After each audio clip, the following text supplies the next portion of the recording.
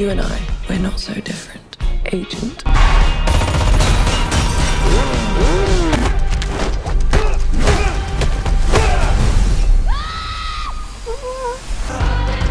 Who are these people? Real.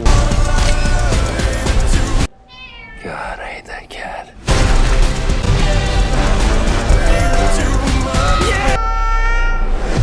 It's time for you to meet Argylle. Oh my God. Oh! My God.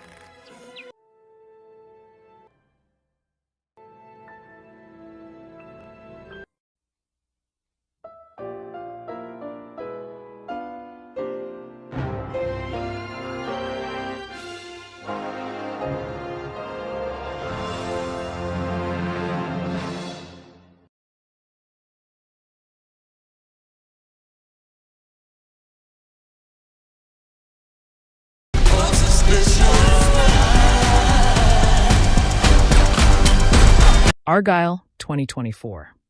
These are complete analyses and explanations of the entire film. This analysis of Argylle begins by establishing that the film represents a significant gamble by director Matthew Vaughn, who sought to create a new original spy franchise in an industry dominated by existing intellectual property. The film's commercial failure, grossing only $96 million against a $200 million budget, underscores a fundamental disconnect between the film's marketing strategy and its actual content, a gap that serves as a central point for any critical analysis. The film represents a significant gamble by director Matthew Vaughn, who sought to create a new original spy franchise in an industry dominated by existing intellectual property. The film's commercial failure, grossing only $96 million against a $200 million budget, underscores a fundamental disconnect between the film's marketing strategy and its actual content, a gap that serves as a central point for any critical analysis. The narrative structure is a matryoshka doll of espionage tropes, a story within a story that constantly folds in on itself. This analysis posits that the film's core structural gambit is the literalization of the writer's mantra, write what you know, twisted into a tale of amnesia and recovered memory where the protagonist's spy novels are not fiction but fragmented, suppressed memories of her actual life as a covert operative. The revelation that Ellie Conway is actually Rachel Kill, a near anagram of Argylle, is the linchpin on which the entire narrative rests. This twist, while narratively ambitious, retroactively recontextualizes the entire first half of the film and risks alienating the audience by pulling the rug out from under the protagonist's established, relatable identity as a timid author out of her depth. The film is fundamentally a psychological exploration of a fractured self. Rachel Kill's journey is a violent and forced reintegration of the ID, her suppressed killer instinct, the ego, her constructed identity as Ellie, and the superego, the idealized fictional agent Argylle who represents her moral aspirations, all battling for dominance over a single psyche. Henry Cavill's flat-top-haired, velvet suit-wearing super spy is not a real person for the majority of the film, but Rachel Kill's mental construct of the perfect agent. He represents an unattainable standard of suave, untouchable competence, a stark contrast to the messy, improvisational reality embodied by Sam Rockwell's Aidan Wilde, which serves as the film's clever deconstruction of spy archetypes. Sam Rockwell's Aidan Wilde functions as the necessary antidote to the glossy fictional spy. Where Cavill's Argylle dispatches enemies with choreographed grace, Aidan sweats, gets lucky, and often just barely survives, presenting a more human and consequently more engaging model of heroism that the film subtly endorses as superior to its fictional counterpart. The film's visual language intentionally bifurcates between the real world and the fictional world of Ellie's novels. The Argylle sequences are drenched in a hypersaturated, almost plastic sheen, full of impossible camera moves and weightless physics, a directorial choice that signals to the audience that what they are watching is a deliberate fantasy, a sanitized version of spycraft. Bryce Dallas Howard's physical transformation from wallflower to action star is a core narrative device rather than a superficial makeover. Her hesitant, apologetic body language in the early train scenes gradually sheds to reveal the coiled, instinctive physicality of a trained killer, making her performance a crucial anchor for the audience's suspension of disbelief during the increasingly ludicrous plot turns. The cat, Alfie, played by Chip the Cat, is more than a cute mascot or comic relief. He is a crucial plot device, a four-legged MacGuffin who carries the fate of the global intelligence community in his backpack-mounted recording device, a knowingly absurd conceit that Matthew Vaughn pushes to its absolute limit without ever winking directly at the camera. Catherine O'Hara's performance as Ruth, later revealed as Dr. Margaret Vogler, is a masterclass in tonal modulation. She begins the film as a warmly eccentric, slightly smothering mother figure, a comedic archetype, before peeling back layers to reveal a clinical, manipulative, and genuinely sinister antagonist whose maternal warmth was the most insidious weapon of all. Bryan Cranston's director Ritter is a glaring example of an actor of immense talent being given almost nothing to work with by the script. His villainy is declared rather than demonstrated, his motivations are boilerplate corruption, and his presence is a reminder that a great actor cannot salvage a fundamentally underwritten role, a significant weakness in the film's antagonist department. The train fight sequence that initiates the plot is a deliberately disorienting introduction to the film's world. It plays as a chaotic intrusion of brutal, clumsy violence into Ellie's orderly life, a sequence that, in a more conventional film, would star the Henry Cavill character, but here is anchored by a sweaty, desperate Sam Rockwell killing a man with a pencil holder. The recurring motif of dance, culminating in the oil-slick ballroom shootout, theorizes that violence and choreography are fundamentally indistinguishable in the spy genre. Ellie's supposed past as a competitive dancer is revealed as cover for her kinetic combat training, blurring the line between artistic expression and lethal efficiency in a sequence that is as visually inventive as it is utterly preposterous. The film's persistent use of slow motion during action beats, a Matthew Vaughn signature, serves a dual purpose. It aestheticizes the violence to keep the tone from becoming too grim, but it also mimics Ellie's cognitive process, the way her traumatized mind processes high-stress situations by slowing them down into manageable, almost artistic tableaus reminiscent of her book covers. The casting of Dua Lipa as Lagrange and John Cena as Wyatt is the film's most cynical and controversial element. Their prominent placement in all marketing materials belies a combined screen time that barely scrapes double digits, a bait-and-switch that suggests a profound lack of confidence in the film's actual leads to sell tickets on their own merits. The mid-credits scene set 20 years prior, featuring a young Argylle played by Louis Partridge, retroactively grafts the entire film onto the Kingsman universe. This is a franchise-building maneuver that feels less like an organic narrative connection and more like a corporate mandate, an attempt to create a shared universe after the fact to salvage a standalone film's underperformance. The film's score, composed by Lorne Balfe, is an energetic and bombastic pastiche of classic Bond-esque brassy cues and modern electronic undertones. It works tirelessly to sell the grandeur that the sometimes shonky CGI cannot, swelling with self-importance during the fictional Argylle sequences and scaling back to a more percussive, grounded feel for the real-world action. The Apple product placement, a now common staple of Apple original films, is integrated with varying degrees of success.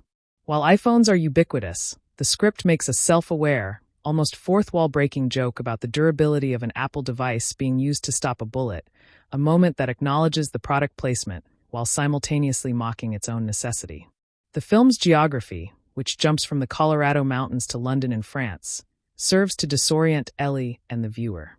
The constant movement prevents any sense of grounding, which is thematically appropriate for a woman who has no idea who she is or where she belongs, but it also contributes to a narrative that feels structurally restless and unfocused. Alfie Solomon, played by Samuel L. Jackson, is a deus ex machina dressed in a tracksuit. His role is to provide exposition and a safe house, a former ally whose entire function is to facilitate the third act. The character's existence raises more questions than it answers about Rachel's former life and her support network within the intelligence community. The film's central MacGuffin, the master key hidden within a silver bullet, is a classic spy trope played completely straight. It is a piece of physical media containing everything, a vague and all-encompassing threat that the narrative treats with grave seriousness, relying on the audience's familiarity with the genre to fill in the gaps of what exactly is on the drive. The screenplay by Jason Fuchs suffers from what can be termed twist exhaustion. The narrative never settles on a stable reality long enough for the audience to invest in it. As soon as one revelation lands, another is being set up, creating a house of cards that collapses under its own narrative weight by the time the final and least convincing character return occurs. The character of Kira, played by Ariana DeBose, is a narrative afterthought disguised as a triumphant return. Her apparent death before the film's events is a source of trauma for Aiden and Rachel, but her actual return in the third act is so brief and underexplained that it robs the moment of its intended emotional catharsis. The film's color palette is a deliberate storytelling tool. The real world is graded with a desaturated, colder tone, a world of bureaucratic grays and muted greens. The fictional Argylle sequences explode with golds, deep reds, and impossible blues, a visual feast that makes the fantasy more appealing than the reality Rachel is forced to inhabit. Matthew Vaughn's direction is most assured during the comedic beats between Rockwell and Howard. Their banter about the impracticality of spy tropes, such as the noise a silenced pistol actually makes, is where the film finds its sharpest voice, a self-aware critique of the very genre it is participating in, delivered with genuine chemistry. The amnesia plot, a well-worn soap opera device, is treated with a surprising amount of narrative seriousness. The film posits that Rachel kills amnesia is not just a convenient plot reset, but a profound act of psychological self-defense, a mind choosing to erase a life of moral compromise and violence to protect itself from trauma. The marketing campaign for the film was arguably more compelling and intricate than the film itself. The mystery of the real author Ellie Conway, a shadowy figure with no public presence, generated significant pre-release buzz, creating an alternate reality game that the actual film, a straightforward action comedy, could not possibly live up to. The fictional Argylle novel's aesthetic, a pastel-tinged retro-chic spy fantasy, directly contrasts with the gritty Bourne-influenced action of the real world. This visual dichotomy critiques the sanitization of violence, suggesting that the elegant murders of a Bond film are a comfortable lie we tell ourselves about what state-sanctioned killing actually looks like. The opening scene, a full-blown miniature spy movie starring Henry Cavill, functions as a short film establishing the baseline of clichés the rest of the movie intends to subvert. It is a giddy, ridiculous sequence where Dua Lipa is gunned down by a motorcycle sidecar, a promise of a film that is ultimately not the one the audience is watching. The relationship between Ellie and her cat, Alfie, is the most stable and genuine in the film. Her frantic concern for the animal during action scenes grounds her character in a recognizable humanity. Her fear is not abstract. It is the tangible terror of a pet owner in a crisis, a clever way to maintain audience sympathy for a character whose true self is a hardened agent. The villain's plan, to use Rachel's suppressed memories as a predictive algorithm for division operations, is a fascinating and underexplored piece of science fiction.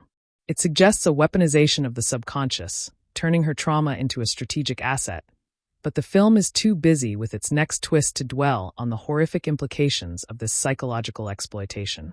The notion that Rachel's fictitious spy is more hyper-competent than her real self is a clever meta-commentary on the aspirational nature of the genre. Rachel wrote Argylle not as a memory, but as a wish. He is the agent she wished she had been, flawless, untouchable, and morally unambiguous, a fantasy that her messy, morally gray reality could never satisfy. The The sound design during the transition sequences, where Ellie's reality shimmers and Argylle appears, is a crucial, often overlooked element.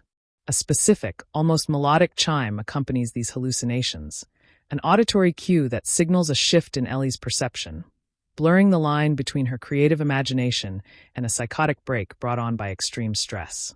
The film's stance on the writer's creative process is surprisingly cynical. It suggests that the spark of genius is not imagination but repressed trauma, that the most vibrant, compelling stories are not invented but exhumed from the darker corners of the author's own damaged psyche, a bleak perspective on artistic creation. Aiden's explanation that Ellie's research was actually her memory cements the film's solipsistic worldview. Her entire fictional universe, with its recurring characters and elaborate plots, was an act of unconscious autobiography, making the global phenomenon of the Argylle book series a mass-market publication of a woman's deeply encrypted personal diary. The division's base, a sterile, brutalist concrete bunker, represents the antithesis of the colorful spy fantasy. It is a place of cold, clinical control, a visual representation of Dr. Vogler's psychological reprogramming. In this environment, the flamboyant fiction of Argylle cannot survive, literally dying in a hallucinated fight sequence within these gray walls. The film's climactic action sequence, involving colored smoke grenades and an oil-slicked floor, is pure cinematic formalism. The smoke creates a psychedelic battlefield where the choreography of violence becomes abstract, bodies becoming silhouettes in a Jackson Pollock painting of pink, yellow, and blue, prioritizing aesthetic pleasure over spatial coherence.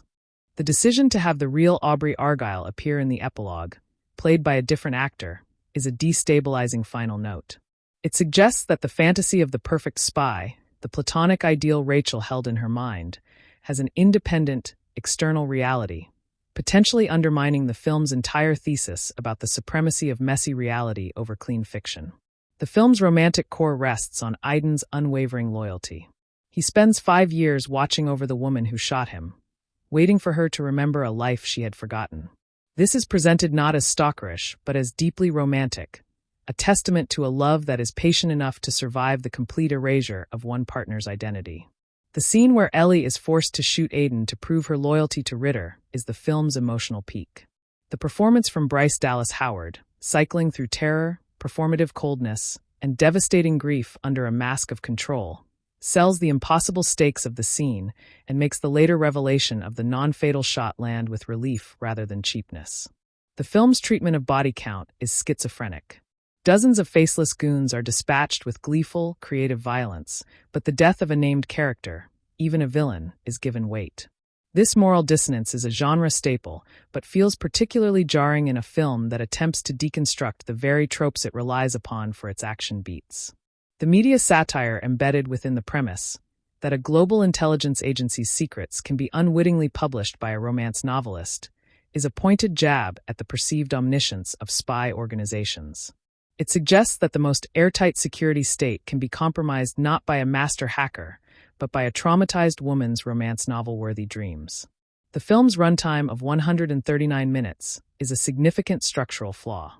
The pacing sags dramatically in the second act's middle section, with a series of repetitive captures and escapes in a French chateau that feel like narrative padding designed to extend the runtime to an epic length without the corresponding epic narrative heft.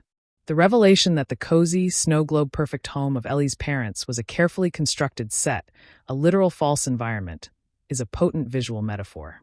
It externalizes the internal deception, showing that Rachel Kill's entire life was a stage play with actors, props, and a script designed to keep her docile and productive for her captors. The film's box office failure should not be seen as a referendum on original filmmaking, but as a consequence of a catastrophic marketing mismatch. Selling a movie on the charisma of Henry Cavill as a James Bond-type hero and delivering a neurotic, twist-heavy identity drama starring Sam Rockwell was a betrayal of audience expectations that contributed directly to its poor financial performance. The film's engagement with the concept of flow state in both writing and combat is a uniting principle. Ellie's writer's block is presented as a dam holding back a flood of traumatic memory. When the dam breaks, her ability to strategize and fight is not learned but remembered, a physical and mental flow state that reunites mind and body in lethal harmony. The soundtrack choices, particularly the use of a classic rock song for the climactic smoke bomb fight, feel algorithmically determined to chase a Kingsman Church scene level of viral, stylized violence set to incongruous music. It lacks the shock of the original and feels like a filmmaker trying to recapture a lightning-in-a-bottle moment through sheer force of will. Sam Rockwell's physical comedy is the film's secret weapon. His distraction dance, a bizarre, flailing shimmy performed to draw enemy fire, is simultaneously ridiculous and deeply endearing. It communicates Aiden's improvisational approach to spycraft better than any dialogue could, framing him as a man who uses awkwardness as a weapon. The film's ultimate resolution, with Rachel returning to her writing career, but now with full knowledge of her past, presents a new, integrated identity. She is no longer the timid Ellie or the ruthless Rachel, but a synthesis of both. An author who has lived the violence she writes about, and a spy who has found a non-violent outlet for her experiences through art. The film's use of CGI for the cat, Alfie, in several dangerous stunts, is a technical misstep that breaks immersion. The uncanny valley effect of a photorealistic but weightlessly animated cat punctures the reality of scenes that are already straining credibility, a budget allocation that would have been better spent on practical animal wrangling. The relationship between the film and the Argylle novel, which was actually ghostwritten by Terry Hayes and Tammy Cohen, is a piece of transmedia storytelling more ambitious than the film's plot. The real-world mystery about the book's authorship generated more genuine intrigue and intellectual engagement than the film's fictional mystery about Ellie Conway's identity. The film posits that the act of reading a spy novel and the act of being a spy are neurotically similar, both requiring a paranoid attention to detail, a mistrust of surface appearances, and an expectation of duplicity. Ellie's readers were, unknowingly, training their minds to operate like a covert agents, decoding a text that was really a ciphered confession. The film will likely be remembered not for its narrative achievements, but as a case study in Hollywood hubris. A $200 million original property, a rarity in the modern landscape, was self-sabotaged by a director's unchecked indulgences, a deceptive marketing campaign, and a fundamental miscalculation of the audience's appetite for narrative rug pulls over character investment. The psychological architecture of Rachel Kill's mind can be mapped through her fictional creations, with Agent Argylle representing not just an ideal, but a specific form of masculine protection she could never access in her real life.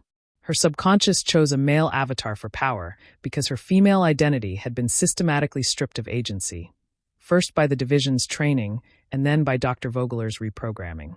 The velvet suit, an object of gentle mockery in the film, is actually a brilliant piece of characterization, signaling a psyche that associates softness with invulnerability rather than vulnerability. Rachel's mind constructed a hero who could be gentle and deadly simultaneously, a reconciliation of opposing forces her real self could not achieve. The flat-top haircut, so precisely sculpted, speaks to a longing for order in a consciousness fractured by trauma and deceit. Every detail of Argylle's presentation is a clue to Rachel's inner landscape, a landscape the film only partially excavates beneath its action comedy surface. The division's methodology of psychological reprogramming draws from real-world intelligence practices, including the MKUltra experiments and the development of brainwashing techniques during the Cold War. Dr. Vogler's approach, using maternal warmth as a vector for control, represents an evolution of these techniques into the realm of emotional manipulation rather than crude chemical or physical coercion. The film suggests that the most effective prison is one the prisoner does not recognize, a life constructed so completely that rebellion becomes literally unthinkable.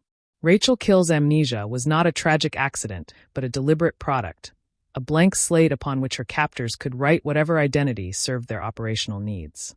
The horror of this revelation, that her most intimate relationships were strategic fabrications, is the emotional core the film sometimes neglects in favor of its more pyrotechnic sequences. Sam Rockwell's casting as Aiden Wilde represents a significant subversion of romantic lead conventions in the spy genre, which typically favors the chiseled perfection of a Cavill or a Connery. Rockwell brings a lived-in quality, a sense that his body has actually absorbed the punishment his profession inflicts, that stands in productive contrast to the airbrushed fantasy of fictional espionage. His dance-fighting style, awkward and arrhythmic, communicates a philosophy of combat as problem-solving rather than performance, a man who will do whatever works regardless of how it looks. The chemistry between Rockwell and Howard succeeds because it is built on mutual exasperation rather than smooth seduction. Two people who find each other difficult and inconvenient and therefore real. Their romance rekindles not through grand gestures, but through shared danger and the gradual recognition of a history neither fully remembers in the same way. Rockwell's performance anchors the film's tonal tightrope walk, providing enough gravity to ground the absurdity without deflating it entirely. The film's color theory deserves sustained attention for its narrative function, with the fictional Argylle sequences bathed in gold and amber tones that evoke nostalgia for a spy cinema that never actually existed outside of poster art. These warm, saturated hues contrast sharply with the steely blues and desaturated grays of the real-world espionage scenes, creating a chromatic border between fantasy and reality. The Division's bunker pushes this desaturation to its extreme, a near-monochromatic environment that drains color from human skin, suggesting an institution that leeches life from its operatives. The final sequence, where Rachel reclaims her identity, sees these two color palettes begin to merge, a visual reconciliation of her fractured self into a new, integrated chromatic identity. Henry Cavill's performance, though limited in screen time, functions as a synecdoche for the entire film's relationship with genre expectation. Cavill plays Argylle with the absolute sincerity of a man who believes he is the hero of a straightforward spy thriller, unaware that he is a hallucination in someone else's identity crisis. This requires the actor to project a charisma so effortless it becomes slightly hollow, a surface perfection that signals its own unreality. The genius of this casting is that Cavill's public persona, often discussed in terms of his suitability for James Bond, itself becomes part of the text, an actor playing an ideal playing an actor's ideal. His eventual replacement by a different actor in the real-world epilogue completes the circuit, suggesting that the platonic ideal of a spy is always a construct, always performed, always just slightly out of reach. The film's treatment of violence warrants examination through the lens of the comedy it deploys, a combination that has defined Matthew Vaughn's career from Kick-Ass through the Kingsman films. The pencil holder killing in the train sequence establishes the film's vocabulary of improvised brutality, an office supply becoming lethal in the right hands. This democratization of weaponry, where everything is potentially deadly, reflects the film's broader thesis that espionage is not a glamorous profession of gadgets, but a desperate improvisation using whatever is available. The smoke bomb ballet that closes the film pushes this logic to its aesthetic extreme, transforming a gunfight into abstract expressionism, bodies moving through colored fog like brushstrokes on an enormous canvas. This sequence divides audiences precisely because it abandons spatial coherence for pure sensory experience, a choice that is either exhilarating or exhausting depending on one's tolerance for style over substance. The character of Alfie Solomon, played with relaxed authority by Samuel L. Jackson, functions as a living repository of Rachel's pre-amnesia history, a man who knew her when she was whole. Jackson's performance, dialed down from his usual register, suggests a weariness earned through decades of institutional betrayal, a man who has outlived his idealism but not his loyalty. His lakeside safe house, cluttered with surveillance equipment and the detritus of a life in hiding, is a poignant image of the spy who survives past his operational usefulness. The cat, also named Alfie, serves as a bridge between the two Alfies, a living MacGuffin that connects the domestic present to the operational past. Jackson's brief screen time is disproportionately impactful, adding a layer of gravitas to a film that sometimes lacks it. Bryan Cranston's Director Ritter represents a significant missed opportunity, an actor of immense range reduced to a single note of avuncular menace that never modulates or deepens.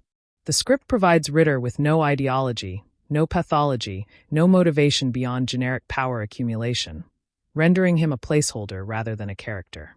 This absence is particularly glaring given Cranston's capacity for portraying complex villainy, from Walter White's self-deceiving monstrosity to more overtly theatrical antagonists.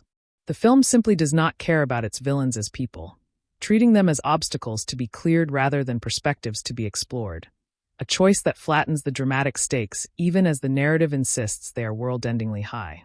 Ariana DeBose's Kira enters the film as a ghost made flesh, a character whose apparent death has haunted Aiden and Rachel's backstory only to be resurrected in the third act with minimal explanation. DeBose, an Academy Award winner, is given almost nothing to work with beyond a functional role in the plot's resolution, a waste of talent that speaks to the film's broader difficulty in distributing its considerable cast resources effectively.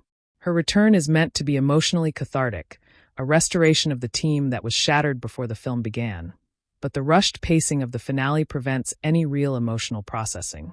Kira simply arrives, performs her narrative function, and is absorbed into the happy ending, a character who deserved more than a plot mechanism. The film's production design creates a world of deliberate artificiality, with even the real locations feeling slightly staged, a choice that reinforces the theme of constructed reality. Ellie's Colorado home, perched on a mountain lake, is too picturesque to be accidental, a carefully curated image of authorial solitude that conceals the surveillance apparatus surrounding it.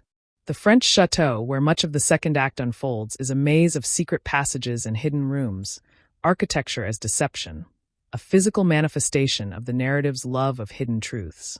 Every environment in the film is a set within a set, a location that is not what it appears, extending the film's central metaphor into its physical spaces.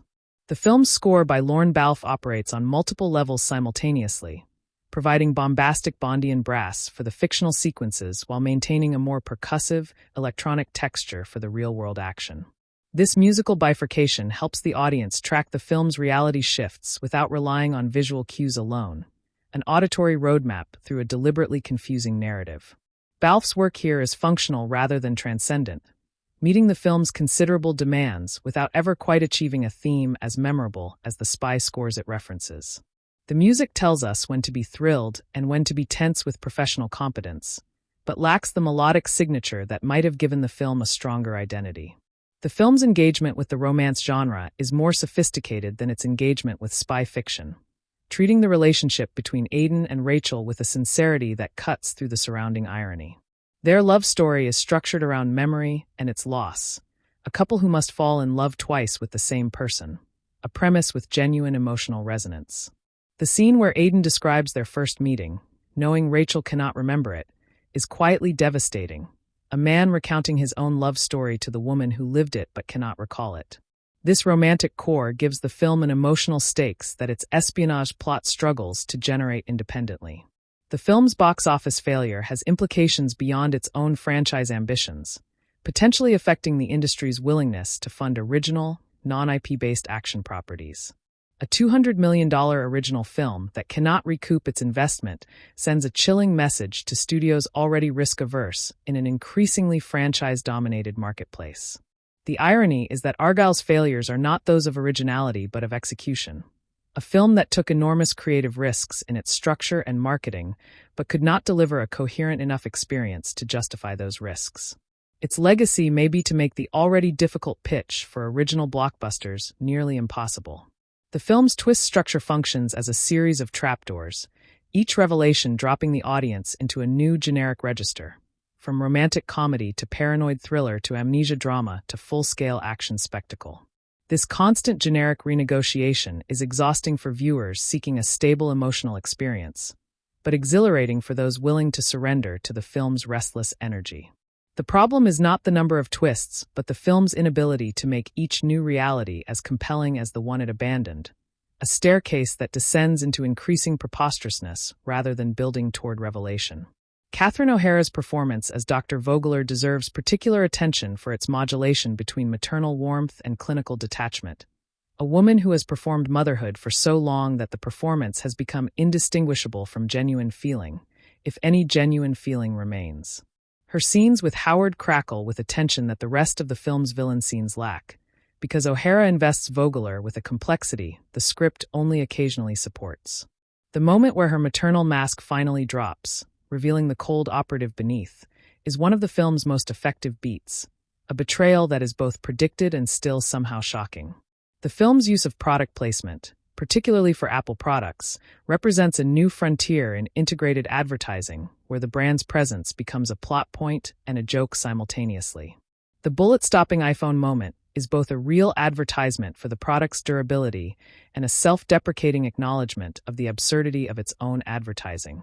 This dual function, sincere and ironic at once, captures the film's broader tonal strategy, which is to have its cake and eat it too, to deploy clichés while winking at their deployment, never fully committing to either sincerity or parody.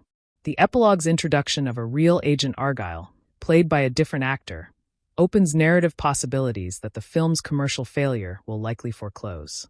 This final twist suggests that Rachel's fictional creation was not pure fantasy, but a psychic premonition of an actual person. A mystical element that the otherwise rational film has not prepared the audience to accept. The Kingsman connection established in the mid-credits scene further complicates this mythology, retroactively inserting the film into an existing universe without addressing the logical inconsistencies this insertion creates. The film's treatment of writing as a profession is both romanticized and pathologized, presenting the author as a conduit for forces she does not understand and cannot control. Ellie's writer's block, her inability to finish the fifth Argylle novel, is revealed as her psyche's resistance to fully remembering, a creative impasse that is actually a survival mechanism. The film suggests that the act of writing is always an act of self-exposure, that every fiction contains the encrypted truth of its author, a thesis that is more interesting than the film's execution of it. The division's plan to use Rachel's predictive abilities as a strategic asset raises questions about the nature of intelligence work that the film does not fully explore. If one operative's subconscious can accurately predict global espionage patterns, what does this say about the predictability of the entire intelligence apparatus? The film gestures toward a critique of institutional groupthink without ever landing the punch, too busy with its plot mechanics to engage with the implications of its own premise. The film's costume design for Ellie's transformation tracks her psychological evolution through fabric and silhouette. Her initial costumes emphasize concealment, layers, and muted colors that allow her to disappear into her environment, the wardrobe of a woman who does not wish to be perceived. As her memories return, her clothing becomes more structured, more intentional, culminating in a final look that merges the softness of Ellie with the steel of Rachel. This sartorial arc is one of the film's most consistent and unspoken narrative threads, a visual story told entirely through clothing choices. The decision to set the film's climax in the division's headquarters, a location we have only just been introduced to, robs the finale of spatial legibility. Unlike the train or the French chateau, which have been established through multiple scenes, the bunker is a maze of identical corridors that provides no clear geography for the action to unfold within. This spatial confusion, combined with the smoke that fills the frame, creates a climax that is more sensory assault than coherent action sequence, a gamble that does not pay off for many viewers. The film's humor relies heavily on the contrast between spy genre expectations and mundane reality, a vein it mines effectively in the early scenes before exhausting it. Aiden's explanation that real spies do not quit before killing, that silenced guns are still quite loud, and that car chases mostly end in traffic, provides some of the film's best comic material. This observational comedy, grounded in a reality the film itself gradually abandons, represents a road not taken, a version of Argylle that committed fully to deconstruction rather than reconstruction. The relationship between the film and its audience is fundamentally adversarial, a contest in which the film is constantly trying to stay ahead of the viewer's expectations. This approach can generate genuine surprise, but it also creates an atmosphere of distrust, a sense that any investment in the current reality will be punished by the next reveal. The film asks its audience to care about characters whose fundamental identities are subject to radical revision, a difficult emotional proposition that the script does not always navigate successfully. The cat's function as a recording device, carrying the fate of global intelligence in a custom backpack, is either the film's most charming absurdity or its most irritating gimmick, depending entirely on the viewer's tolerance for this register of humor. The film commits to the bit completely, treating the cat with the same seriousness it would treat a briefcase full of state secrets, a straight-faced approach to ridiculous material that defines Vaughn's comic sensibility. The film's international settings, while physically real, are rendered generic by the cinematography's focus on close and medium shots that could have been captured on a soundstage. London, Paris, and the French Alps become interchangeable backdrops rather than specific places with specific textures, a missed opportunity to ground the film's escalating absurdity in geographical reality.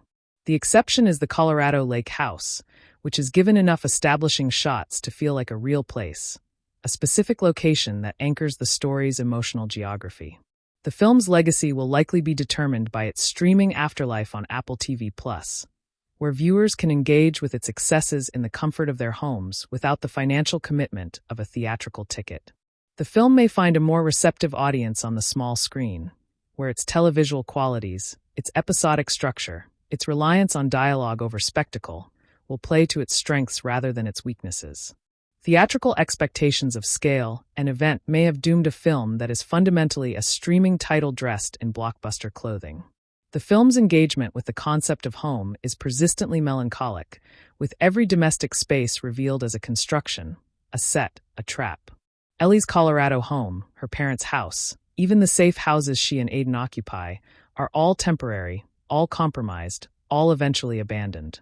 This homelessness is the spy's condition, a rootlessness that Rachel Kill chose and Ellie Conway inherited without understanding. The film's happy ending, with Rachel and Aiden together, offers companionship but not place, a relationship without a location, love in perpetual transit. The film's final image, of Rachel reading from her completed novel to an adoring audience, presents writing as a form of public confession that is also a concealment. She tells the truth about her life, but in the third person, through the mediating fiction of Agent Argylle, a distance that makes the unbearable bearable. This is the film's ultimate statement on art. It is the lie that tells the truth, the mask that reveals the face, the fiction that makes reality survivable. The philosophical underpinnings of the film draw from a deep well of epistemological anxiety, questioning how any human being can truly know themselves when memory proves so catastrophically malleable. Rachel Kill's journey suggests that identity is not a stable core but a narrative we tell ourselves, a story as susceptible to revision as any manuscript. The division did not merely erase her past. They commissioned a new biography, complete with childhood anecdotes and parental affection, demonstrating that the self is frighteningly easy to author from scratch. This raises uncomfortable questions the film only partially addresses. If Rachel's gentle, bookish identity as Ellie was completely fabricated, what aspects of that fabrication remain genuinely hers? And can a constructed self be any less authentic than an organic one when both are ultimately just patterns of thought and behavior? The film's treatment of the spy genre's colonialist and classist underpinnings remains largely unexamined, a missed opportunity given its ostensible deconstructive aims. Agent Argylle's world of champagne, tailored suits, and exotic locales is a fantasy of aristocratic leisure funded by state violence, a connection the film acknowledges aesthetically but never confronts politically. The division's operatives operate with total impunity across international borders, extracting assets and eliminating targets without legal consequence, a depiction that could serve as critique but instead functions as set dressing. A more radical version of this film might have interrogated why the fantasy of unaccountable, globe-trotting violence remains so seductive to audiences and authors alike. Sam Rockwell's physicality in the role of Aiden deserves granular appreciation for how it communicates backstory without exposition. His character moves with a slight favoring of his left side, a nearly imperceptible limp that suggests an old injury never properly treated, the legacy of a life without access to the division's medical resources. His fighting stance is wide and grounded, a brawler's posture rather than a martial artist's, indicating training acquired through experience rather than academy instruction. When he handles firearms, his movements are efficient rather than stylish, the muscle memory of a man who has done this too many times to find it interesting. These physical details constitute a biography written on the body, a counter-narrative to the verbal twists the script privileges. Bryce Dallas Howard's performance navigates an almost impossible trajectory, moving from comedic anxiety to romantic vulnerability to ruthless competence while maintaining a through line of recognizable humanity. Her early scenes as Ellie risk caricature, the jittery author who screams at sudden noises, but Howard calibrates the performance to suggest genuine anxiety disorder rather than comic cowardice. When the shift toward Rachel begins, it registers first in her stillness, a sudden economy of movement that signals the return of trained control. Her eyes, which begin the film wide and scanning for threat, gradually narrow into appraisal, the gaze of a woman reassessing her environment not as a victim, but as a tactician. Sam Rockwell's physicality in the role of Aiden deserves granular appreciation for how it communicates backstory without exposition. His character moves with a slight favoring of his left side, a nearly imperceptible limp that suggests an old injury never properly treated, the legacy of a life without access to the division's medical resources. His fighting stance is wide and grounded, a brawler's posture rather than a martial artist's, indicating training acquired through experience rather than academy instruction. When he handles firearms, his movements are efficient rather than stylish, the muscle memory of a man who has done this too many times to find it interesting. These physical details constitute a biography written on the body, a counter-narrative to the verbal twists the script privileges. Bryce Dallas Howard's performance navigates an almost impossible trajectory, moving from comedic anxiety to romantic vulnerability to ruthless competence while maintaining a through line of recognizable humanity. Her early scenes as Ellie risk caricature, the jittery author who screams at sudden noises, but Howard calibrates the performance to suggest genuine anxiety disorder rather than comic cowardice. When the shift toward Rachel begins, it registers first in her stillness, a sudden economy of movement that signals the return of trained control. Her eyes, which begin the film wide and scanning for threat, gradually narrow into appraisal, the gaze of a woman reassessing her environment not as a victim but as a tactician. The film's use of CGI, widely criticized in reviews, represents a philosophical choice as much as a budgetary one, an embrace of artificiality that could be read as an extension of the film's themes. The obviously digital cat, the weightless digital doubles in action sequences, even the composited backgrounds that never quite convince as physical space, all contribute to an aesthetic of unreality that aligns with the narrative's preoccupation with simulation and deception. This reading grants the film more theoretical coherence than most critics allowed, though it must contend with the possibility that the effect is accidental rather than intentional, a technical failure masquerading as thematic consistency. The screenplay's treatment of female friendship and solidarity, embodied in the relationship between Rachel and Kira, is gestured at but never developed, a subplot that exists primarily in the margins of the main action. Their reunion should carry enormous emotional weight. Two women who survived the division's machinations and found their way back to each other, but the film allows them only a brief exchange before the plot demands they separate again. This narrative choice reflects a broader pattern in the film's distribution of attention, which consistently prioritizes the heterosexual romance and the father figure betrayal over other relational dynamics that might have enriched the story's emotional palette. The film's relationship to the Bourne franchise is more significant than its more obvious Bond references, particularly in the emphasis on amnesia as a spy's condition and the depiction of intelligence agencies as fundamentally corrupt institutions that consume their own operatives. Like Jason Bourne, Rachel Kill must reconstruct her identity from fragments, discovering that the person she was is morally incompatible with the person she has become. The key difference is that Bourne's amnesia was accidental and his former self monstrous, while Rachel's amnesia was imposed and her former self morally complex, a revision that allows for a happier ending than the Bourne films could ever permit. The division's operational security, which allows a brainwashed novelist to publish state secrets under thin fictional veneer, is so catastrophically incompetent that it functions as either a plot hole or a satire of institutional overconfidence. The film never quite decides which, but the latter reading is more productive, suggesting that intelligence agencies are so enamored of their own cleverness that they cannot see the obvious vulnerabilities in their systems. Director Ritter's decision to let Ellie continue publishing, to monetize her unwitting confessions rather than silencing her permanently, is a decision so hubristic that it becomes the agency's undoing, a fable about the dangers of trying to weaponize the subconscious. The film's sound design creates an auditory geography that helps navigate its reality shifts, with the fictional sequences characterized by exaggerated, almost cartoonish sound effects, punches that land with impossible impact and silencers that reduce gunfire to a polite whisper. The real-world sequences employ a more naturalistic soundscape, the chaotic cacophony of actual violence rather than its stylized representation. This auditory distinction is subtle enough that many viewers will register it unconsciously, an invisible guide through the film's ontological maze that operates below the threshold of explicit attention. Matthew Vaughn's career-long fascination with the gap between self-perception and actual capability finds its fullest expression in this film, which literalizes the fantasy self as a visible hallucination. Ellie believes she is a helpless civilian while her subconscious knows she is a killing machine, a disconnect that manifests as the apparition of Agent Argylle, a guardian angel who is actually a repressed memory.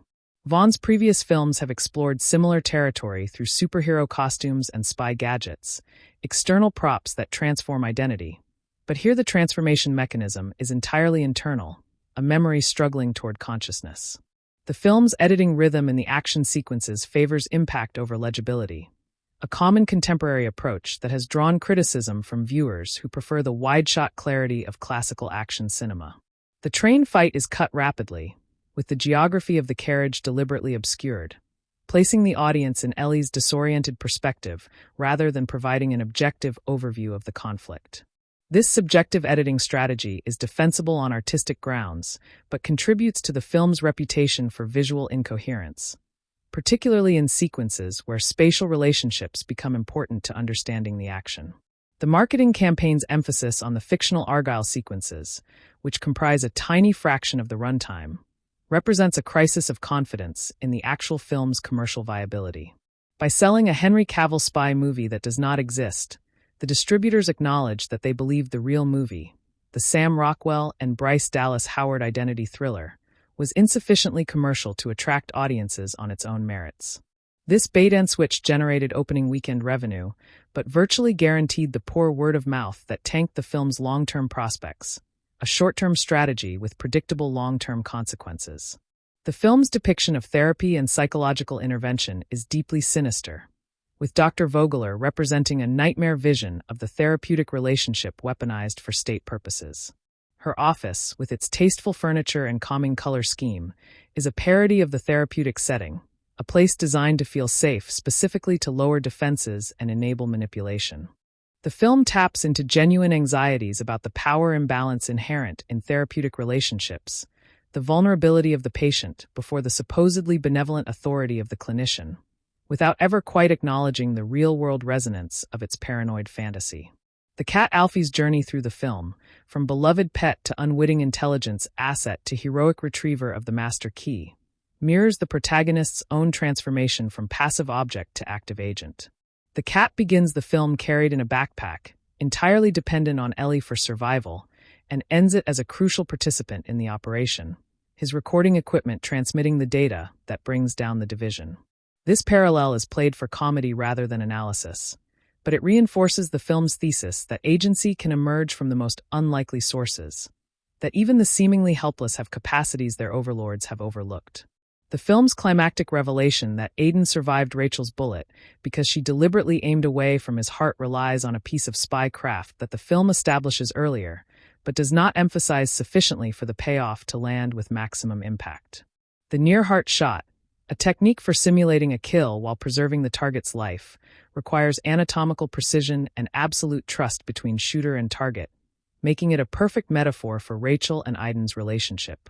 Their love is expressed through controlled violence, a near death that is actually a preservation, a betrayal that is actually the deepest loyalty.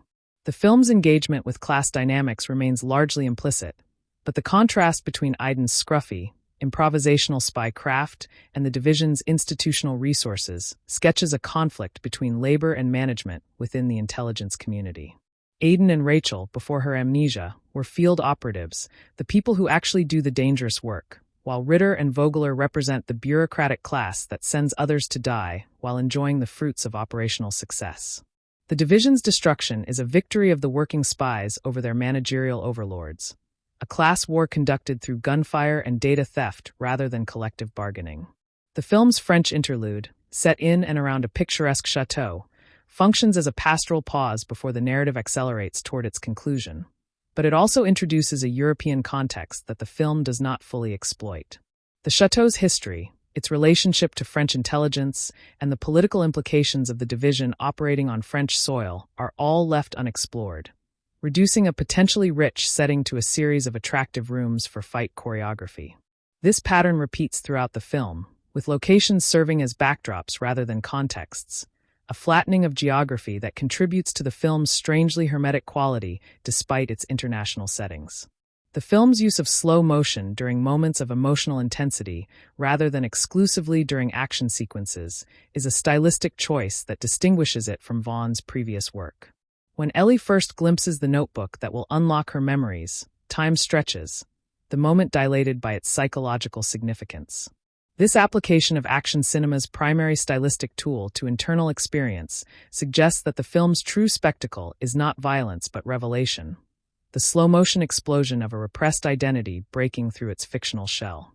The film's title sequence, which plays over the fictional Argylle adventure that opens the film, establishes a credit design that evokes vintage Bond title sequences while updating them for contemporary tastes. The typography, the integration of character imagery, and the musical accompaniment all signal that the audience is entering a world that knows its predecessors intimately, a film that understands the tradition it intends to subvert. This title sequence is one of the film's most successful elements, a promise of stylish self-awareness that the subsequent runtime struggles to fulfill.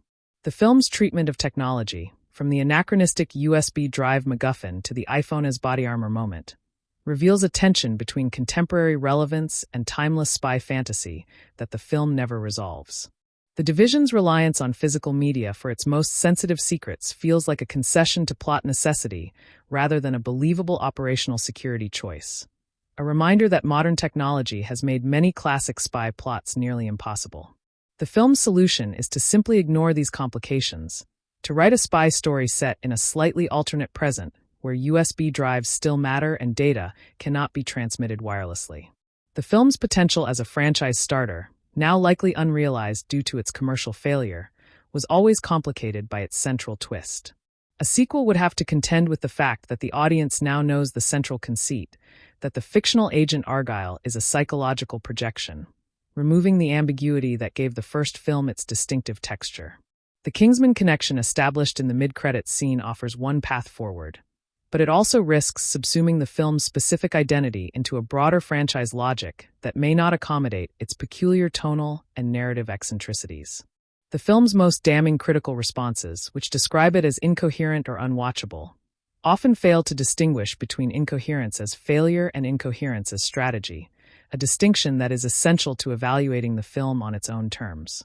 The film is attempting to represent a fragmented consciousness, a mind that does not know itself, and this representation necessarily involves disorientation, contradiction, and unreliability. Whether this artistic strategy succeeds is a separate question from whether it exists, and many critics have answered the latter question negatively without adequately engaging with the former.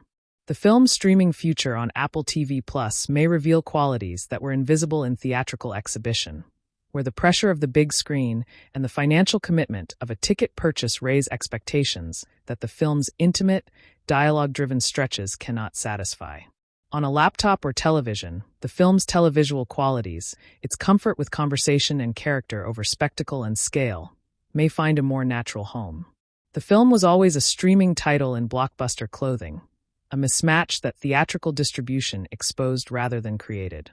The film's exploration of gaslighting as a weaponized psychological tactic extends beyond Dr. Vogler's maternal deception into the very structure of Rachel Kill's reality, a comprehensive assault on her epistemological certainty that makes her question every perception, every memory, every emotional attachment she has ever experienced. Gaslighting typically operates within intimate relationships, making the victim doubt their sanity through persistent denial of their experienced reality. But the division elevates this abuse to an institutional practice, a systematic methodology for maintaining control over assets who might otherwise rebel. The horror of Rachel's situation is not merely that she was lied to, but that her entire framework for distinguishing truth from falsehood was deliberately sabotaged, leaving her epistemologically defenseless against any narrative her captors chose to impose. A condition that persists even after she begins to recover her memories and must now question whether her recovered identity is any more authentic than her constructed one. The dynamic between physical space and psychological state receives sophisticated treatment through the film's production design, which creates environments that externalize internal fragmentation and the gradual process of reintegration. Ellie's pristine Colorado home, with its ordered bookshelves and comfortable armchair, represents the compartmentalization of her psyche, a tidy container for a fiction that keeps the dangerous truth safely sealed away behind walls of routine and domesticity. As her memories begin to surface, the spaces she occupies become increasingly chaotic and transitional, hotel rooms and train carriages and safe houses that offer no permanent refuge, mirroring a consciousness in flux that can no longer maintain its carefully constructed borders. The final scenes, set in the smoking ruins of the division's headquarters, present a landscape of total destruction that paradoxically represents liberation, the annihilation of the institutional architecture that imprisoned her identity. The film's approach to exposition represents a significant structural challenge that the screenplay addresses through a strategy of distributed revelation, parcelling out information across multiple characters and scenes rather than relying on a single explanatory monologue. Aiden's initial revelations on the train give way to Alfie's more detailed briefing at the lakeside safe house, which in turn yields to Rachel's own recovered memories as the ultimate source of narrative truth, a progression from external testimony to internal verification that mirrors the protagonist's journey from passive recipient of information to active rememberer of her own history. This strategy prevents any single scene from collapsing under the weight of necessary backstory, though it also requires the audience to maintain attention across a sprawling runtime during which crucial information arrives in fragments rather than comprehensive summaries. The casting of relative newcomer Louis Partridge as the young Agent Argylle in the mid-credits scene introduces a generational dimension to the film's franchise ambitions, suggesting a prequel or parallel narrative following the early career of the actual super spy whose existence Rachel Kill somehow psychically anticipated. Partridge, known primarily for his work in the Enola Holmes films, brings a youthful intensity to his brief appearance that distinguishes his Argylle from Cavill's polished fantasy version, suggesting an agent who is still forming, still becoming, rather than the finished product of Rachel's imagination. This casting choice implies a long-term planning that the film's box office returns have likely rendered moot, a ghost of a franchise that will never materialize, preserved only in a post-credits scene that now functions as an elegy for unmade sequels. The film's relationship with the Bond franchise specifically deserves further examination beyond the obvious surface references, particularly in its treatment of the aging spy archetype and the question of what happens when the martinis stop flowing. Bond films have traditionally avoided the long-term consequences of the lifestyle they glamorize, resetting each installment to a baseline of drinking, womanizing, and violence that never accumulates into cirrhosis, trauma, or moral exhaustion. Aiden Wilde, with his visible scars and weary pragmatism, represents the hangover that Bond never experiences, the body that remembers what the franchise prefers to forget, making him a more honest depiction of what a career in clandestine operations actually costs the human organism that undertakes it. The film's critical and commercial failure should be contextualized within the broader landscape of post-pandemic theatrical exhibition, which has been punishing to original properties and generous only to established franchises and horror films. Audiences who might have taken a chance on an original spy comedy in 2019 were, by 2024, conditioned to save their theatrical dollars for proven commodities, a behavioral shift that affected not just Argylle, but virtually every non-franchise release of the period. The film's extravagant budget, a relic of streaming-era economics where upfront costs matter less than library value, made it particularly vulnerable to this shift, a blockbuster-sized investment in a marketplace that had contracted for the exact category of film it represented.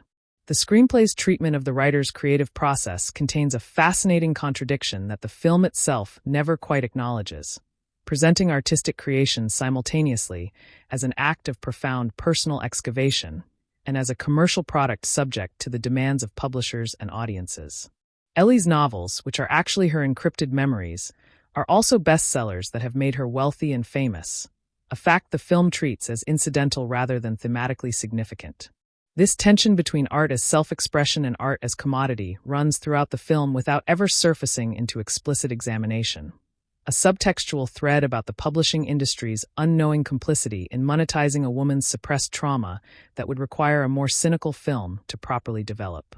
The action choreography's emphasis on improvisational weaponry, from the pencil holder in the train sequence to the fire extinguisher and office supplies that populate later fights, constitutes a democratic philosophy of violence that contrasts with the gadget-dependent elegance of traditional spy fiction.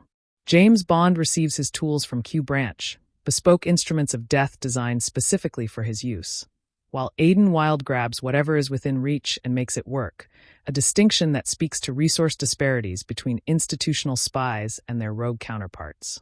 This improvisational approach extends to Rachel's reemergence as an operative, her movements less polished than Argylle's fictional grace, but more effective precisely because they adapt to circumstance rather than imposing a predetermined style on chaotic situations. The action choreography's emphasis on improvisational weaponry, from the pencil holder in the train sequence to the fire extinguisher and office supplies that populate later fights, constitutes a democratic philosophy of violence that contrasts with the gadget-dependent elegance of traditional spy fiction. James Bond receives his tools from Q Branch, bespoke instruments of death designed specifically for his use, while Aiden Wilde grabs whatever is within reach and makes it work, a distinction that speaks to resource disparities between institutional spies and their rogue counterparts. This improvisational approach extends to Rachel's reemergence as an operative, her movements less polished than Argyle's fictional grace, but more effective precisely because they adapt to circumstance rather than imposing a predetermined style on chaotic situations. The action choreography's emphasis on improvisational weaponry, from the pencil holder in the train sequence to the fire extinguisher and office supplies that populate later fights, constitutes a democratic philosophy of violence that contrasts with the gadget-dependent elegance of traditional spy fiction. James Bond receives his tools from Q Branch, bespoke instruments of death designed specifically for his use, while Aiden Wilde grabs whatever is within reach and makes it work, a distinction that speaks to resource disparities between institutional spies and their rogue counterparts. This improvisational approach extends to Rachel's reemergence as an operative, her movements less polished than Argyle's fictional grace, but more effective precisely because they adapt to circumstance rather than imposing a predetermined style on chaotic situations. The film's treatment of trust operates on multiple levels simultaneously, with the audience's trust in the narrative itself becoming a thematic concern as each revelation undermines the reality established by previous scenes. Trust between characters, trust between filmmaker and viewer, trust between author and reader. All of these relationships are subjected to stress testing by a plot that equates stability with deception and uncertainty with truth. Aiden's trustworthiness is initially ambiguous, his scruffy appearance and evasive answers conforming to the visual vocabulary of the untrustworthy stranger.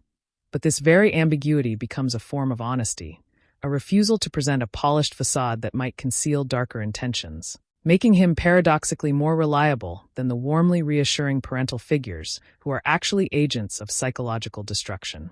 The cinematography's treatment of faces, particularly in the intimate dialogue scenes that constitute the film's emotional core, employs a softness around the eyes and a warmth in the skin tones that counteracts the harshness of the action sequence's lighting. Howard and Rockwell are photographed in these moments with the care of a romantic drama rather than an action comedy. Their micro-expressions given room to register, their silences allowed to breathe, a visual rhetoric of intimacy that argues for the primacy of character over spectacle. This attentiveness to the human face as a landscape of emotion distinguishes the film from Vaughn's Kingsman entries, which tended to treat faces as surfaces for violence to impact rather than windows into interior experience. The film's potential readings multiply when considered through the lens of feminist film theory, which might interpret Rachel Kill's journey as an allegory for the recovery of female agency from patriarchal structures that have literally authored her identity. The division, led by a father figure and a mother figure who are both ultimately agents of patriarchal control, represents the institutional forces that shape female subjectivity into forms useful to male power, while Aiden, for all his scruffy charm, remains a man who must learn to follow rather than lead as Rachel reclaims her own narrative authority. This reading is available in the text without being insisted upon, a feminist subtext that coexists with more conventional genre pleasures without demanding that the audience choose between them. The film's engagement with the concept of retirement from espionage, the fantasy of leaving the spy life behind for domestic tranquility, receives a darker treatment than the genre typically permits. Ellie Conway's life as a novelist is not a hard-won retirement, but a gilded cage, a supposedly peaceful existence that is actually continuous surveillance, suggesting that the spy can never truly leave the game, only be repositioned within it. Even the film's happy ending, with Rachel and Aiden united and the division destroyed, offers no guarantee of lasting peace, only a temporary respite before the next threat emerges, a cyclical understanding of spycraft that resists the closure of conventional happy endings. The film's humor regarding the cat Alfie functions as a pressure release valve, allowing the audience to laugh at the absurdity of the premise without undermining the emotional stakes of the character drama. The cat is simultaneously the most ridiculous element of the film and its most sincere, a small creature whose well-being genuinely matters to the protagonist and therefore to the audience, a furry anchor of relatable concern in a sea of increasingly preposterous plot developments. The cat's backpack, a custom-designed tactical carrier that houses surveillance equipment, is the film's most perfect visual joke, a perfect synthesis of domesticity and espionage that captures the film's tonal ambition in a single image. The film's soundtrack, beyond its original score, makes strategic use of needle drops that comment on the action without overwhelming it, a more restrained approach than the Kingsman film's reliance on classic rock as counterpoint to violence. The selection of songs appears designed to evoke specific emotional responses, rather than simply to create ironic contrast, a maturation of Vaughn's musical approach that acknowledges the limits of the ironic juxtaposition technique he helped popularize. This restraint is relative rather than absolute, and the climactic action sequence still features a prominent musical selection. But the overall approach to licensed music feels more integrated and less attention-seeking than Vaughn's previous work. The film's depiction of the publishing industry, though limited to a few brief scenes, presents a gently satirical portrait of an institution that is simultaneously exploitative and nurturing, extracting profits from Ellie's trauma while also providing her with the only identity she has known for 5 years. Her editor, concerned about deadlines and market positioning, is not a villain but a functionary, a representative of the commercial apparatus that turns personal expression into product, oblivious to the actual stakes of the narratives she helps bring to market. This satirical edge is dulled by the film's broader reluctance to implicate any institution beyond the division in its critique, a limitation that keeps the film's social commentary safely contained within the boundaries of genre convention. The film's visual effects, so widely criticized upon release, may age in unexpected ways as the technology of digital imagery continues to evolve and audience expectations shift accordingly. What appears obviously fake to contemporary eyes may, in retrospect, read as stylistic intentionality, a deliberate embrace of the artificial that distinguishes the film from the seamless digital illusions of its competitors. This is not to excuse genuinely substandard work, but to acknowledge that standards of visual realism are historically contingent, and what one generation perceives as failure, the next may perceive as aesthetic choice. The film's relationship to the concept of homecoming, the return to a self and a life that were lost, is complicated by the fact that Rachel Kill's original identity was itself a product of the division's training, raising questions about what exactly she is recovering. Before her amnesia, she was already an artificial construction, a young woman shaped into an operative by institutional forces beyond her control, making her recovery less a return to authenticity than a choice between two artificial identities, one imposed by the division and one developed in rebellion against it. This complication is more interesting than the film's resolution acknowledges, suggesting depths the screenplay is content to gesture toward without fully plumbing. The film's action sequences, divorced from their narrative context, demonstrate a commitment to creative violence that approaches the balletic, with the colored smoke sequence in particular achieving a purely visual pleasure that does not require narrative comprehension to appreciate. Bodies become silhouettes, gunfire becomes light, and the conventional spatial relationships of action cinema dissolve into abstraction, a sequence that can be enjoyed as pure cinema even by viewers who have lost track of the plot entirely. This commitment to visual spectacle for its own sake is both the film's greatest liability in terms of critical reception and its most defensible quality as an artistic object. The film's thematic preoccupation with doubles and mirroring, from the Argylle-Rachel split to the twinned Alfies to the mother-daughter duplicities, creates a visual and narrative texture of reflection that rewards attentive viewing. Characters consistently appear in pairs, identities split and recombined, truths and lies reflecting each other in an endless hall of narrative mirrors that makes definitive interpretation impossible. This mirroring extends to the film's relationship with its own genre, a spy movie that is also a commentary on spy movies, a fiction that contains its own critique, a commercial product that questions the very mechanisms of its own production. The film's legacy, regardless of its commercial performance, will include its contribution to the ongoing conversation about theatrical versus streaming distribution, a $200 million case study in the risks of applying streaming economics to theatrical releases. Apple's willingness to absorb the loss, viewing the film as a library asset rather than a box office proposition, represents a new model of film financing that may preserve space for original blockbusters even when theatrical audiences reject them. The film's ultimate financial outcome, obscured by the opaque accounting of streaming services, may be less dire than the headlines suggest, a possibility that the available data cannot confirm or deny. The phenomenology of watching Argylle involves a distinctive cognitive oscillation between absorption and detachment, as the viewer is repeatedly drawn into emotional investment only to be thrust backward into analytical distance by each successive twist. This rhythm, exhausting for many, mimics the psychological experience of the protagonist herself, who cannot settle into a stable self-conception because each new revelation destabilizes the identity she has tentatively constructed. The audience's frustration with this pattern is therefore ironically appropriate, a formal replication of Rachel Kill's own exhausted relationship with her unstable reality, though whether this metatextual echo justifies the experiential discomfort it produces remains a matter of legitimate critical debate that the film's defenders and detractors are unlikely to resolve. The narrative's treatment of the body as a site of contested truth offers a productive counterpoint to the film's apparent epistemological nihilism, suggesting that physical reality can anchor identity when mental constructs fail.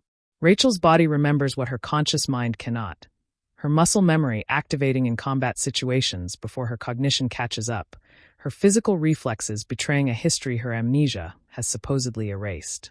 This somatic knowing, the body as archive of lived experience, provides a foundation for identity recovery that does not depend on the potentially falsified narratives of memory, a materialist grounding for the self that resists the film's otherwise pervasive suggestion that identity is purely discursive and therefore infinitely manipulable.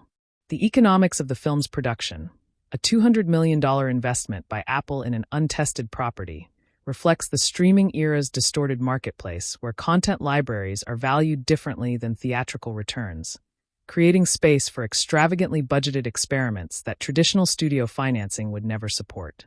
Apple's calculation that the long-term value of a star-studded original film to the Apple TV Plus library justifies upfront losses represents a business model that may or may not survive the streaming industry's ongoing contraction, making Argylle either a harbinger of a new financing paradigm or a relic of a brief period of irrational exuberance in content spending that future industry historians will analyze with bemused detachment.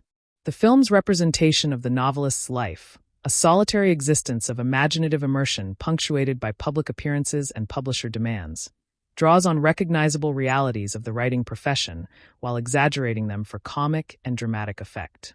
Ellie's writer's block, her difficulty finishing the fifth Argylle novel, is treated initially as a professional challenge before its true significance as psychological resistance becomes clear. A reframing that suggests creative impasse is never merely about craft, but always about some deeper obstruction in the artist's relationship to their material. The film implies, without quite stating, that the writing life is inherently psychologically perilous, an invitation to the subconscious that not all practitioners survive intact.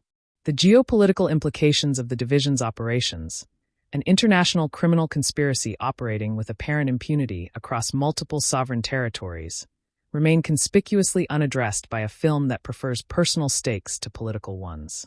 No government agency, international body, or law enforcement organization intervenes in the narrative, creating a world where state power is entirely absent and the only resistance to institutional corruption comes from rogue individuals operating outside any framework of accountability. This libertarian fantasy of heroic individualism, common in spy fiction but particularly pronounced here, deserves ideological scrutiny that the film's breezy tone actively discourages. The film's treatment of romantic love as a force that survives memory erasure posits an almost mystical connection between Rachel and Aidan that transcends the cognitive foundations of relationship, a bond stored not in recollection but in something more fundamental. When Rachel cannot remember loving Aidan, she nevertheless feels drawn to him, irritated by him in ways that signal intimacy rather than strangeness, her emotional responses operating independently of her narrative memory. This depiction of love as neurological rather than biographical, a pattern of response rather than a story we tell ourselves, offers a surprisingly materialist account of romantic attachment amid the film's otherwise psychologically oriented character work. The film's relationship to Hitchcock's North by Northwest, explicitly cited by Vaughn as an influence, manifests primarily in the structure of an innocent person swept into espionage intrigue and the use of a cross-country journey as organizing principle. But the comparison ultimately does the newer film few favors. Hitchcock's film maintained a clarity of protagonist and situation that Vaughn's film deliberately abandons, and what read as delightful absurdity in 1959 can feel like exhausting convolution in 2024, a shift in audience expectation that the film acknowledges without fully accommodating. The homage is sincere, but the execution demonstrates how thoroughly the cinematic landscape has changed, making straightforward replication of classical forms impossible for contemporary audiences.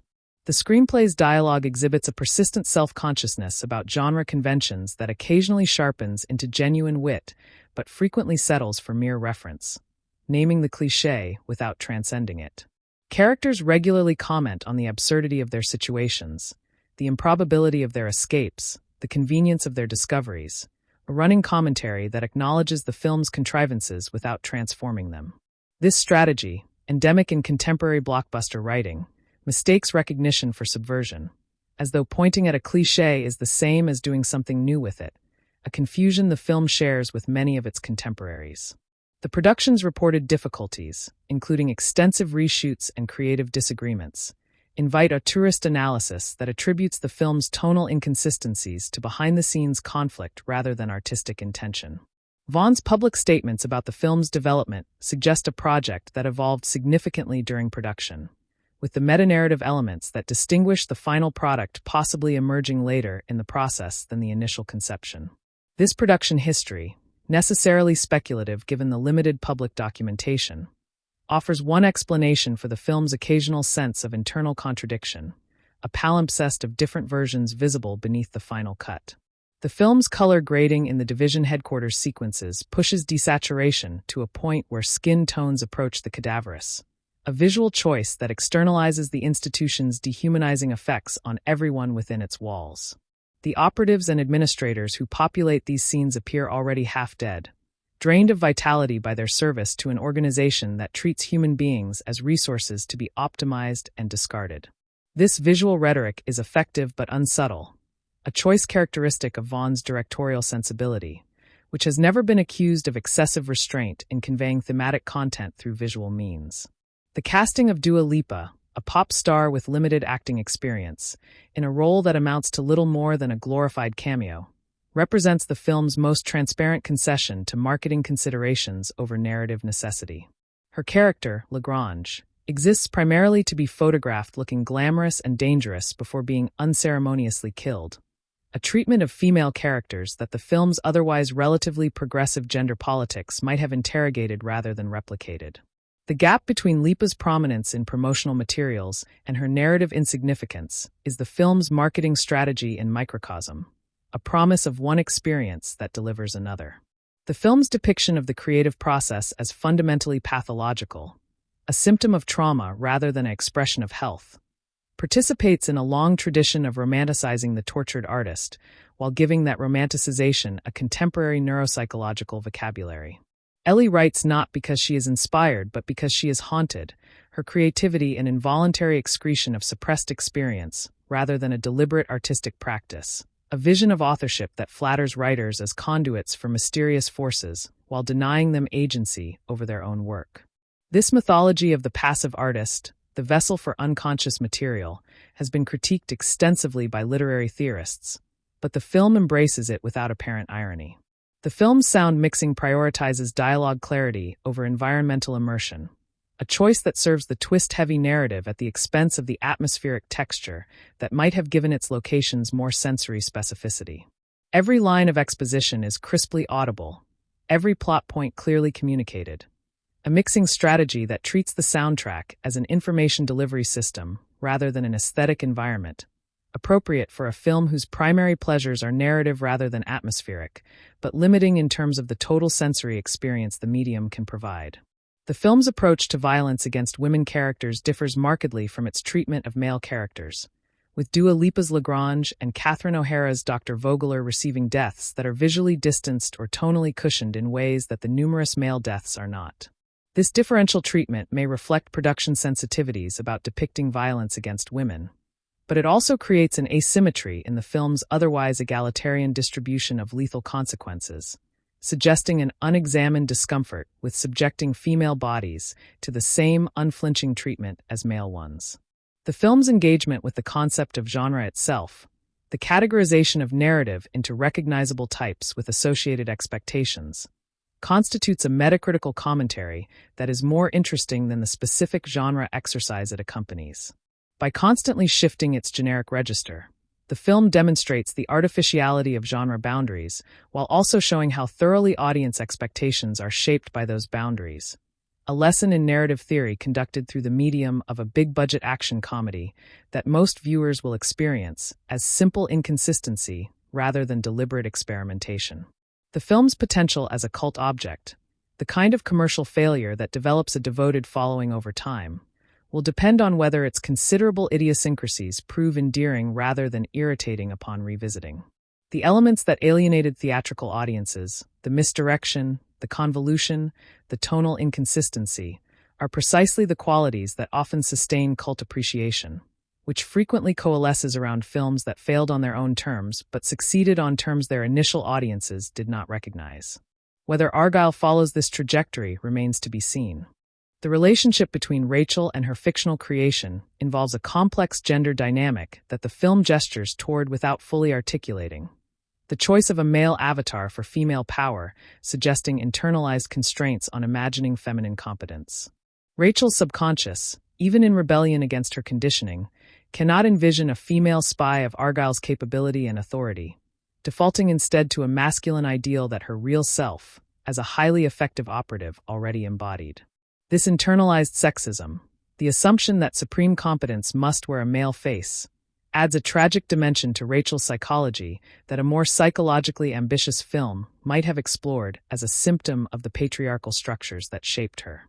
The film's treatment of the bond between operative and handler, a relationship of profound asymmetry and necessary trust that defines intelligence work, is explored through the distorted mirror of Ellie's relationship with her fake parents, who are simultaneously her actual handlers and her constructed family. The handler's role, to guide, protect, and ultimately control the operative, is here literalized as parental authority, a conflation that reveals the infantilizing dynamics inherent in the handler-operative relationship. Ritter and Vogler's betrayal is thus not merely professional but familial, a violation of the most fundamental human bond, making their villainy resonate on frequencies beyond the generic. The cinematography's treatment of reflective surfaces, mirrors, windows, polished metal, creates a visual motif of doubling and distortion that reinforces the film's preoccupation with fractured identity. Characters are frequently shot through glass or reflected in surfaces that split their image, visual expressions of the divided self that the narrative explores through dialogue and plot. This systematic deployment of reflection as visual theme represents the film's most consistent aesthetic strategy, a commitment to expressing psychological content through compositional choices that operates independently of the more variable quality of the digital effects.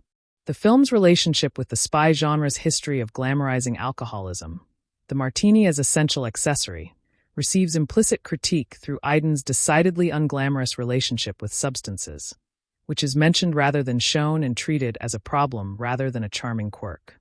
The classic spy's functional alcoholism, his ability to drink excessively while maintaining operational effectiveness, is here replaced by the reality of substance use as coping mechanism, a self-medication for trauma that impairs rather than enhances.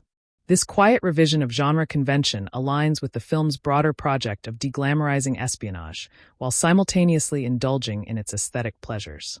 The economics of the film's underperformance have implications for the careers of its principal cast that extend beyond the project itself.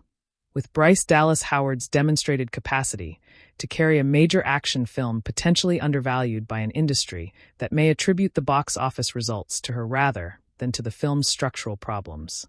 Female-led action films face heightened scrutiny and disproportionate consequences for failure, a pattern that Howard's career will hopefully evade given the critical consensus that her performance was among the film's strengths.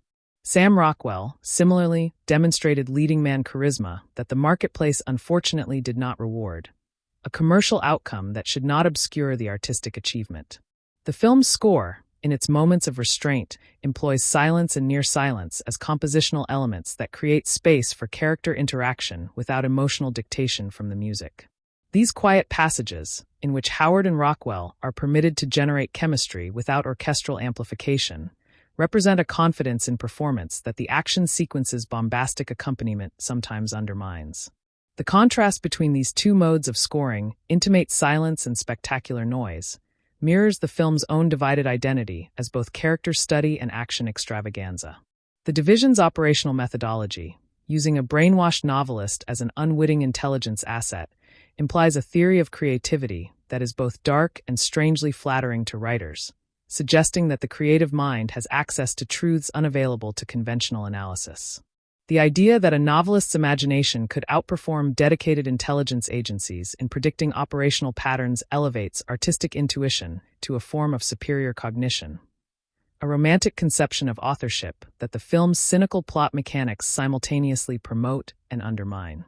Ellie's novels are both the product of genius and the regurgitation of memory, both inspired and mechanical, a contradiction that encapsulates the film's ambivalent relationship with the idea of artistic creation. The film's approach to exposition through visual storytelling, particularly in the early scenes establishing Ellie's life and routine, demonstrates a faith in audience intelligence that the later expository monologues unfortunately abandon. The opening sequences, with their wordless communication of character through environment and behavior, suggest a more restrained film than the one that eventually emerges, a visual storytelling approach that gives way to increasingly verbal explanations as the plot complications accumulate. This trajectory, from showing to telling, tracks the film's progressive entanglement in its own narrative complexity. The character of Alfie Solomon, Samuel L. Jackson's retired operative, represents the future that Aiden and Rachel are fighting for, a peaceful existence after the operational life, but his circumstances also reveal the costs of that existence. His isolation, his constant vigilance, his inability to fully trust even his former allies, all suggest that retirement from espionage is a relative condition rather than an absolute one, a reduction in tempo rather than a cessation of operations. Jackson's performance communicates this ambivalent peace through a weariness that inflects even his warmest moments, a man who has survived but not escaped.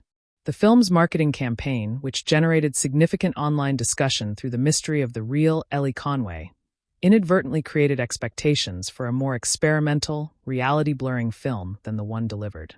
Audiences who followed the pre-release speculation about Taylor Swift's possible involvement or the true identity of the novel's author arrived at theaters expecting a puzzle box experience that the film, a relatively straightforward action comedy with twists, did not provide. This gap between marketing experience and viewing experience represents a failure of alignment that damaged the film's reception independently of its actual quality. The film's climactic battle, staged in a smoke-filled environment that obscures spatial relationships, can be read as a visual metaphor for the cognitive state of the protagonist, who is operating in a fog of partial memory and uncertain identity, fighting enemies she cannot clearly see in an environment she cannot fully perceive. This reading grants the sequence a thematic coherence that its surface chaos might not suggest, a formal replication of psychological content that is characteristic of the film's more sophisticated moments. Whether audiences experience this coherence or merely the chaos depends on their willingness to engage the film on its own symbolic terms. The film's relationship to its own budget is visible in every frame, a $200 million production that often looks expensive in ways that do not serve the story. The glossy surfaces and elaborate set pieces, occasionally overwhelming the character dynamics that constitute the film's actual strengths. The resources available to Vaughn, among the largest ever allocated to an original property not based on existing intellectual property, created possibilities for spectacle that the film sometimes pursues at the expense of the intimacy that its central conceit requires. This tension between scale and substance is the dilemma of modern blockbuster filmmaking in concentrated form. The film's legacy, whatever its commercial outcome, will include its contribution to ongoing discussions about the viability of original properties in the contemporary theatrical marketplace, a data point in an argument that has significant implications for the future diversity of cinematic storytelling. Every original film that fails reinforces the industry's preference for pre-existing intellectual property, a cycle that narrows the range of stories told at the highest budget levels and pushes original concepts toward television and streaming, where financial risk is distributed differently. Argylle, whatever its artistic merits or failures, represents a gamble on originality that the market has apparently decided to punish. The film's treatment of violence against the elderly, specifically the deaths of Ritter and Vogler, operates within genre conventions that permit killing older characters with less emotional weight than younger ones, a hierarchy of acceptable targets that the film does not examine. Bryan Cranston and Catherine O'Hara, both in their 60s, are dispatched in ways that the film treats as cathartic rather than complicated, their age making them narratively expendable in a calculus that would register as problematic if applied to other demographic categories. This observation is not a critique of the film's morality, but an analysis of its unexamined assumptions about which deaths merit emotional processing. The film's potential for reappraisal by future critics will depend significantly on the subsequent career trajectories of its creative team, with later successes casting retrospective light on this film's experiments and failures.